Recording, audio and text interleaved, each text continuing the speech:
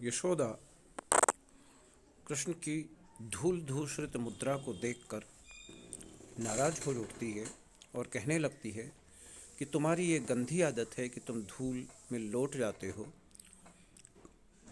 लौटो मत, जो मांगो उसे मैं तुम्हें देने के लिए तैयार हूँ।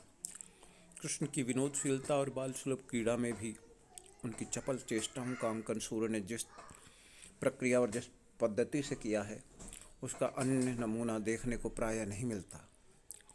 उनकी चपलता और विनोदशीलता का एक चित्र लें जिसमें आँख मिचौनी क्रीड़ा के सहज व्यापारों का रेखांकन बड़े ही काव्योचित सरसता के साथ किया गया। हरि तब अपनी आँख मुंदाई, सखा सहित बलराम छपाने, जहाँ तह गए भगाई। कान लाग कहो जननी जशोदा, वा घर में बलराम। बलदाऊ को आवन देहूँ, श्री दामा सो काम। दौर दौर बालक सब आवत, छुअत महिर को गात। सब आए रहे सुबल श्री दामा, हारे सब की तात। सोर पारि हरि सुबल ही धाय, कहो श्री दामा जाय। इस प्रकार आँख मिचौनी के इस खेल में कृष्ण ने अपनी आँख बंद करवा ली। सखाओं के साथ बलराम इधर उधर भाग कर छिप गए। माता यशोदा ने कृष्ण के कानों में लगकर कहा कि बलराम इस घर में छिपे हैं, उन्हें पकड़ लो। श्री कृष्ण ने कहा, बलराम को तो आने दूंगा, उन्हें नहीं पकड़ूंगा। मेरा काम तो श्रीदामा से है, उन्हें पकड़ना है। सभी बालक दौड़ दौड़ कर आते हैं और यशोदा का शरीर छूते हैं।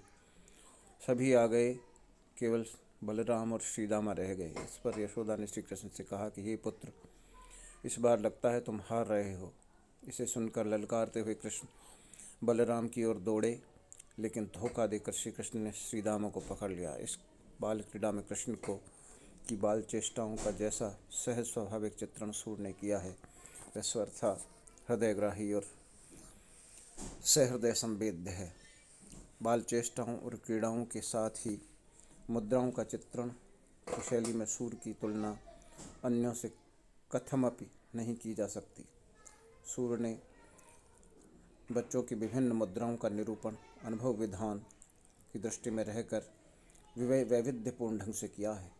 इस संदर्भ में कृष्ण जन्म से संबद्ध कुछ सौंदर्य चित्रों को प्रस्तुत किया जा सकता है। उदाहरण के लिए चित्र ले, श्री कृष्ण पालने में सो रहे हैं और अपनी शयन अवस्था में वे कहीं चौंक पड़ते हैं, कभी अपनी ओष्ठों को फड़फड़ाने लगते हैं, कभी अपने नेत्रों को खोल देते हैं, कभी बंद कर लेते हैं। इन विभिन्न मुद्राओं का रेखांकन जिस चित्र फलक पर किया गया है वह अत्यंत विस्तृत और विशद है।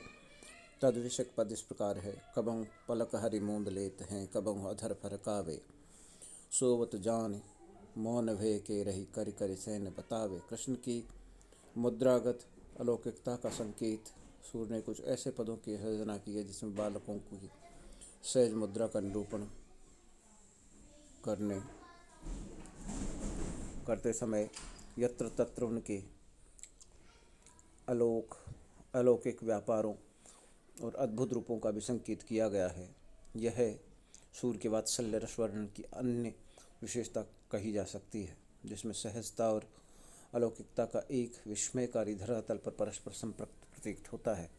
इस दृष्टि में कृष्ण की सुषुप्तावस्था का यह चित्रण द्रष्टव्य है।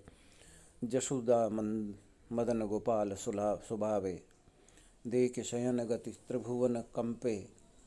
ईश विरंच भ्रमावे, अशित अरुण शित आलस लोचन उभय पलक परि आवे। जनु रविगात संकुचित कमल जुग, निश अली उड़न न पावे। श्वास उदर उषसित यों मानो, दुग्ध सिंधु छवि पावे। नाभि सरोज प्रकट पद्मासन, उतर नाल पिछतावे। कर सिर पर कही श्याम मनोहर, अलक अधिक सो भावे। सूर आसमानो पन्नग पति, प्रभु ऊपर फन छावे। आशय ये है कि यशोदा मदन गोपाल को सुला रही है। उनकी सहन गति सोने की यह मुद्रा देखकर तीनों लोग भय से प्रकंपित हो गए और शंकर और ब्रह्मा भ्रम में पड़ गए। कि आखिर क्या होने वाला है, क्योंकि भगवान की ये मुद्रा तो प्रलय काल में ही दिखाई पड़ देती है। ये इस मुद्रा में बटसाई के रूप में प्रलय के समय शयन करते हैं। उन्हें ये शंका होने लगी कि क्या अब प्रलय होने वाला है। इसी बीच श्याम, रक्त और श्वेत वर्णों वाले श्री कृष्ण के अलसाए नेत्रों पर पलकें गिरने लगी, नेत्र बंद होने लगे। उन्हें देखकर ऐसा लगता है मानो कि अलसाए नेत्रों पर पलकें गिरने लगी, नेत्र बंद होने लगे। उन्हें देखकर ऐसा लगता है मानो सूर्यास्त होने पर जहाँ नेत्रों की लालिमा से अभिप्राय है दो कमल जो नेत्र बंद हो रहे हैं और उनमें बैठे भ्रमर उड़ नहीं पा रहे हैं। कृष्ण के सोते समय श्वास से उनका उदर इस प्रकार ऊपर नीचे होता है मानो दुग्ध सागर और क्षीर सागर शोभा दे रहे हों। कृष्ण ने अपने हाथों को सिर के नीचे रख लिया और जो उसके साथ बाल मुखमंडल पर अधिक शोभा देते हैं, उन्हें देखकर ऐसा लगता है मानो शेषनाग प्रभु को अपने फणों से छाया किए हो। इस चित्र में स्पष्ट है कि सूर बालकृष्ण की सहज और स्वाभाविक मुद्रा के सूक्ष्म निरीक्षण के साथ उनके अतिमानवीय सुपरह्यूमन व्यापारों का भी इंगित करना नहीं भूलते। सूर ने एक अन्य मुद्रा में भी उनकी अलौकिक व्यापारों की व्यंजना इन शब्दों में किए हैं। कर पग गही अंगूठा मुख मेलत, प्रगुपोढ़े पालने अकेले, हर्ष हर्ष अपने रंग खेलत, शिव शोचत विधि विबुध विचारत बट, बाढ़्यो सागर जल झेलत, विडरि चले घन प्रबल, प्रलय जान के दिगपति दिगदीपित, सकेलत मुनिमन भीत, भय भूप कंपित, शिव सकुच सहजो फल खेलत, उन ब्रजवास न बात न जानी, समझो सूर प्रकट पग पे प्रगटेलत।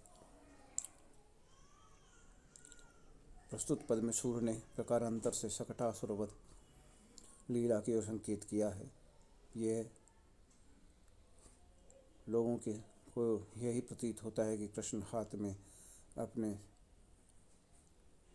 पैरों को पकड़कर मुंह में हाथ डाल रहे हैं।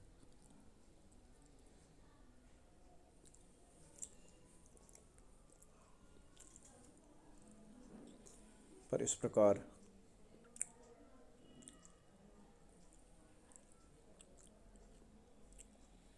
इस लीला के अंतर्गत अलौकिकता का स्पष्ट आभास भी मिलता है। बच्चे प्रायः पलने या चारपाई पर पड़े रहने पर एक प्रसन्नता की मुद्रा में अपने पैरों के अंगूठे को हाथ में की सहायता से चूसने लगते हैं। सूर्य ने इस क्रिया को मुद्रा विधान द्वारा प्रलय की भी बड़ी सरस व्यंजना कर दी है। प्राकृतिक जगह में एक हलचल पैदा हो गई, समुद्र का जल बढ़ने लगा, वट वृक्ष भी बढ़ने लगा। शंकर सोचने लगे, ब्रह्मा भी प्रकृति के इन व्यापारों की खलबली देखकर चकित रह गए और उस पर विचार करने लगे। लेकिन इन ब्रजवासियों ने उन्हें इन अलौकिकताओं का ज्ञान नहीं दिया था। सोचा कृष्ण पैरों से गाड़ी ठेलते हैं। वे ज्ञात नहीं कर सके कि कृष्ण ने अपनी इस मुद्रा में सकटासुर का वध कर दिया। रूप चित्रण व सौंदर्य बोध। कृष्ण की बाह्य चेष्टाओं के निरूपण और मुद्रा अंकन के साथ ही सूर्य ने बालकृष्ण के मनोहारी रूप का चित्रण जिस तन्मयता और भावनिष्ठता के साथ किया है वह अन्यत्र दुर्लभ है। वस्तुतः सूर्य के सौंदर्य निरूपण के अंतर्गत उनकी सांस्कृतिक चेतना का वह आयाम व्यक्त हुआ है जिसमें उनकी मौलिक सृजन की व्याप्ति सहज रूप में द्रष्टव्य है। हमारी सांस्कृतिक परंपरा में सौंदर्य तत्व को भी मंगल विधायक तत्वों से जोड़कर उसे स्थायी बनाने की भरपूर चेष्टा की गई है। यही कारण है कि बालकृष्ण के सौंदर्य वर्णन में कलाकार के व्यक्तित्व, उनकी आंतरिक छाया का प्राधान्य है। सूर्य को यह कहा जाता है कि उन्होंने अपने काव्य द्वारा मंगल तत्व का सृजन नहीं किया, किंतु कृष्ण ने जिस सौंदर्य की रचना उन्होंने की है वह उन्हें देखकर मनुष्य की भौतिक कालिमा से दूषित आत्मा प्रक्षालित नहीं हो जाती। इस दृष्टि से हम सूर्य द्वारा निर्मित कृष्ण की कुछ बाल छवि प्रस्तुत कर रहे हैं। कृष्ण ने माखन चुराया। यशोदा उन्हें दंडित कर रही है। उनकी भोली भाली मुद्रा से सौंदर्य की जो धारा प्रवाहित होती है उसमें अवगाहन करके कौन हतभाग्य अपने को धन्य नहीं समझेगा।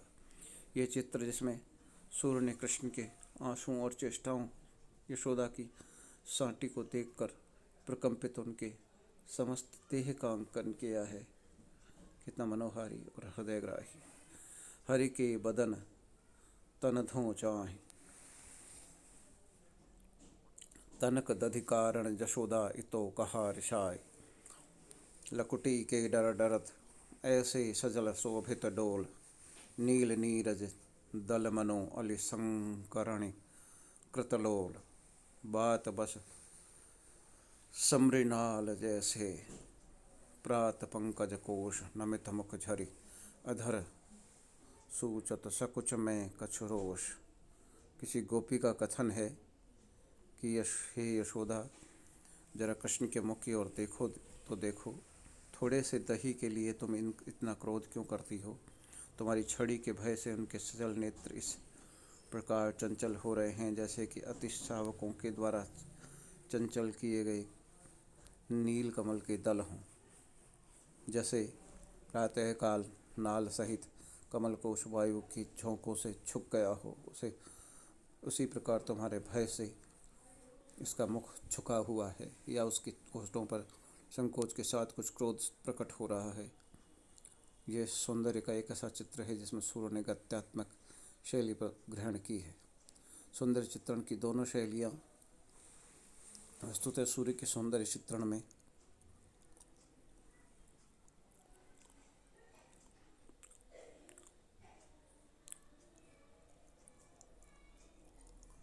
दोनों शैलियाँ अपनाई गई हैं, गत्यात्मक डायनेमिक और स्थिर स्टैटिक। वात्सल्य के अंतर्गत श्री कृष्ण के सौंदर्य का वर्णन करते समय महाकवि सूर्य ने जिन चित्रों को उरेहा है उनमें कहीं गतिशीलता का वर्णन है और कहीं उनके सौंदर्य चित्रों में स्थिरता का रूप व्यक्त हुआ है। सूर्य ने निम्नलिखित सौंदर्य चित्र को देखें। इसमें सूर्य ने बाल कृष्ण के गत्यात्मक चित्र को जिस तन्मयता के साथ में रेखांकित किया है, यह कितना मोहक है। किलकत कान घुटुरुनि आवत, मणिमय कनक नंद के आंगन, बिंब पकड़िबे धावत। कबहु निरख हरि आप छाह को, करसों पकड़त चाहत। किलक हसत राजत द्वे दतियाँ, पुनि पुनि तिहिया वगाहत। कनक भूमि पर कग पर कर पग छाया, यह उपमा एक राजत। कर कर प्रतिपद प्रति मणि वसुधा, कमल बैठकी साजत। नंद के मणि जटित संग स्वर्ण आंगन में कृष्ण घुटनों के बल किलकारी मारते हुए आ रहे हैं। कभी वे अपनी छाया को देखकर उसे पकड़ना चाहते हैं, कभी किलकारी मारकर जब वे हंसते हैं तो उनके दोनों दांत दिखाई पड़ने लगते हैं। सौंदर्य मणि प्रतिमा की इस छाया की वे बार बार खोज करते हैं।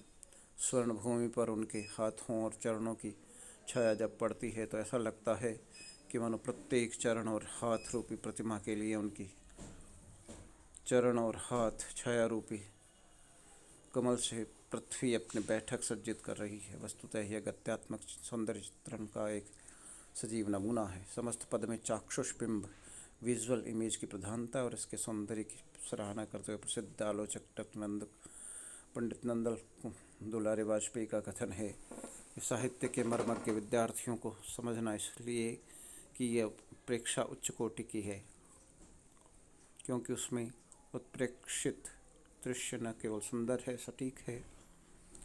वसुधा यह शब्द भी यहाँ अतीव समर्थक है, सार्थक है। कृष्ण के चरणों की प्रतिमा और हाथों के कमलों से अपनी बैठक सजाती हुई उत्कट भक्ति की भी व्यंजना कर रही है। न केवल रूप की भाव की झलक उत्प्रेक्षा में देखी जा सकती है, मानो सारी पृथ्वी मंडल कृष्ण को अपनी बैठक में पाकर कृतकृत्य हो गया है। कलाकार जब भी अपनी सौंदर्य अनुभूति को अभिव्यक्त करता है तो उसकी तद विषयक अभिव्यक्ति केवल उनके आत्मभोग के लिए नहीं होती। उनकी वास्तविक सफलता इसमें है कि वह सार्वजनिक बन सके और उस कलाकार की अनुभूति अपनी संप्रेषणीयता में सफल हो सके।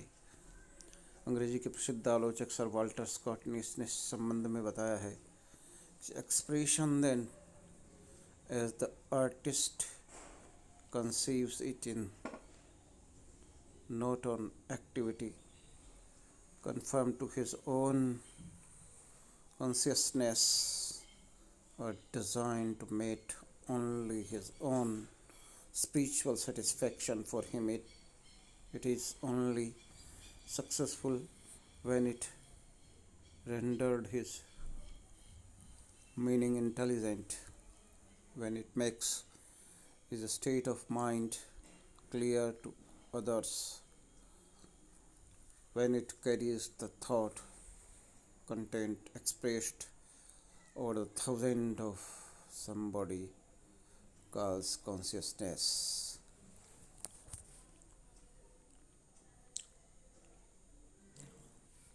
यद्यपि सूर्य की अंतश्चेतना में बालकृष्ण की अनेक सौंदर्य प्रतिमाओं की सर्जना हुई है, किंतु क्या इस सौंदर्य प्रतिमाओं का सृजन केवल सूर्य के लिए हुआ था? कदापि नहीं, कदापि नहीं। वास्तव में सूर्य द्वारा रचित इस प्रकार की सौंदर्य प्रतिमाएं सार्वजनीन हैं और उन्होंने सब विश्वजनीन धरातल पर ही उनके सौंदर्य वर्णन करके उन्हें सर्वग्राही और सर्वसुलभ बनाना है। यही कारण है कि यशोदा के प्रांगण में किलकारियाँ मारने वाले कृष्ण हमारे प्रांगण के शिशु हैं, जिन्हें हम अपने जीवन के आमोद प्रमोद का विषय बनाते हैं। सत्य तो यह है कि सूर्य ने एक सहज और कुशल चितेरे की भांति जिन रेखाओं से अपने चित्र को पूर्णता प्रदान की है, वे रेखाएं हमारी जानी बूझी हैं। उनकी सजीवता के प्रति हमें कभी अविश्वास नहीं हो सकता। गत्यात्मक सौंदर्य बिंबों के साथ ही सूर्य ने स्थिर चित्रों स्टैटिक इमेज की दृष्टि से भी पूर्ण सफलता प्राप्त की है। ऐसे बिंबों में केवल परंपरा का पालन और कवि प्रौढ़ोक्ति की प्रधानता नहीं है, बल्कि इसमें पर्याप्त ताजगी और नीरवता की भी आवश्यकता होती है। एक नमूना है, सखीरी नंद नंदन देखूं, धूलि धूसर जटा जुटली, हरि की हर भेषु, जलज माल कुलाल फिरे हैं, कहा कहूँ बनाई, मुंडमाला मनोम हर नगर, ऐसी शोभा पाई, स्वाति सुख माला विगर,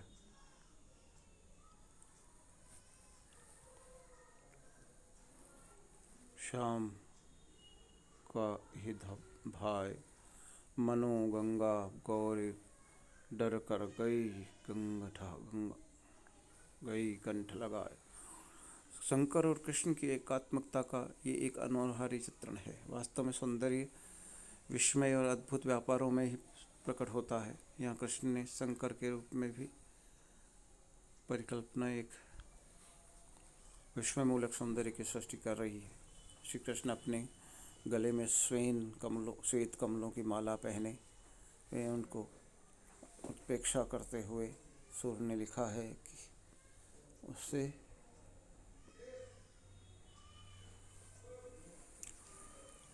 मनुशंकर के गले में मुंडों की माला सुशोभित हो। पुनः सूर्य की कल्पना है कि कृष्ण के शरीर पर मोती की माला, स्वाभाविक मोती की माला उसका विराज रही है, मानो पार्वती के रूप से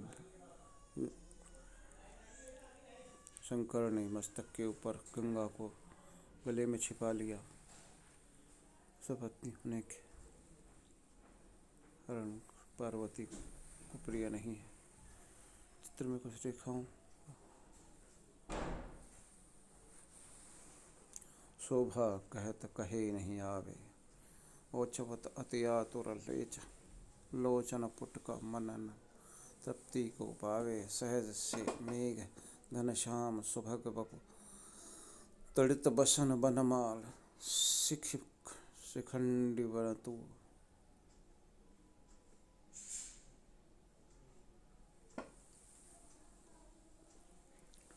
विजाति सुमन सुरंग प्रवाल कछु कठिन कमनीय सघन सिर गौरज मंडित कीश शोभित तनु अम्बुज पराग रुचि रचित सुभग सुदेश। इस चित्र में स्थिर और गत्यात्मक दोनों बिंबों का चित्रण किया गया। स्थिर चित्रोद्भावना छठी पंक्ति में है।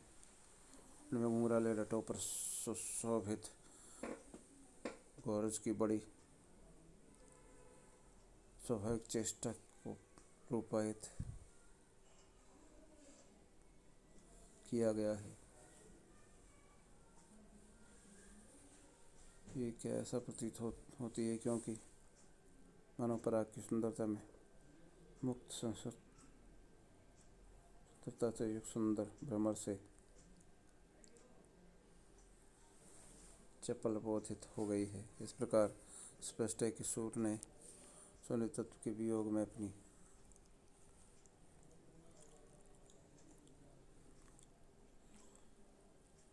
पैनी कल्पनाशील तलता का परिचय स्थल सर पर दिया है।